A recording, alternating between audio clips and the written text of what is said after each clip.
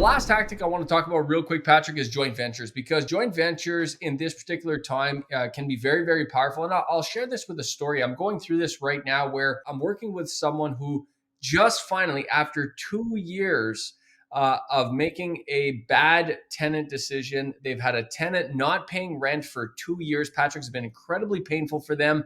This single family home is now in quite rough shape. It definitely needs probably $30,000, $40,000, $50,000 of repairs in order to make it a good rental or B, a good flip to sell on the open market, because it's in that rough of shape. That particular person who just went through this very rough experience, they don't have the cash anymore to do that work. They don't have the $30,000 to $50,000. They're tapped out.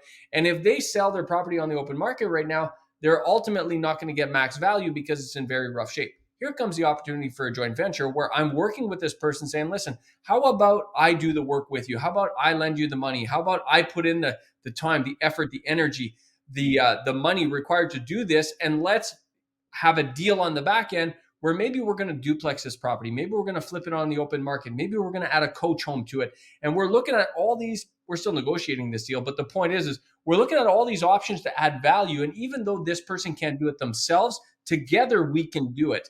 And none of this would be possible if it wasn't for the attitude of a joint venture creates these types of possibilities. And this is the kind of market, because joint venture partnership agreements help solve problems. And because there's so many problems right now, this is where there's a real opportunity for investors to get great properties and to build some incredible relationships. Well, something, there's so much money sitting on the sidelines, JG, given the uncertainty of the market. Let's face it, many investors who were in the equity market have pulled some or all of their cash out just to keep it safe. But in saying that, we know based on CPI, it's burning up at 5.9% a year on top of an 8.6% the year before and a 5.4% the year before, whatever the numbers are. The point is that, if you've had a couple $100,000 sitting on the sidelines for 2 or 3 years, it's burned up at a rate of about 15% over that time. And I think that's conservative. So ultimately, you've got capital that's sitting on the sidelines that wants to go into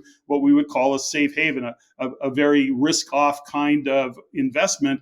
And for those who have the propensity to go after deals and really look after those investors, the risk is pretty low for those investors, and they want their capital to go there because they still believe in real estate. But here's the thing, lots of capital partners don't have the knowledge, they don't have the time or the interest to do what investors are doing, which is to get into the trenches and do the kind of deal that you just described. Joint ventures, incredible opportunity given the market conditions right now. You might want to check it out.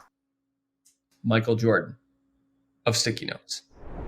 If you're interested in learning about investing in real estate the right way, look at our Real Estate Investing in Canada program, 15 steps to successfully investing in real estate. Thousands of real estate investors have learned the right way to invest in real estate following those 15 steps. You're absolutely going to love that program. Take a look, click on the link in the description below.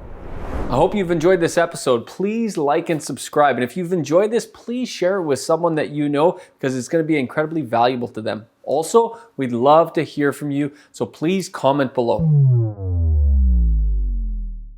If you want to see more stuff like this, click here. If you want to see the entire show, click there.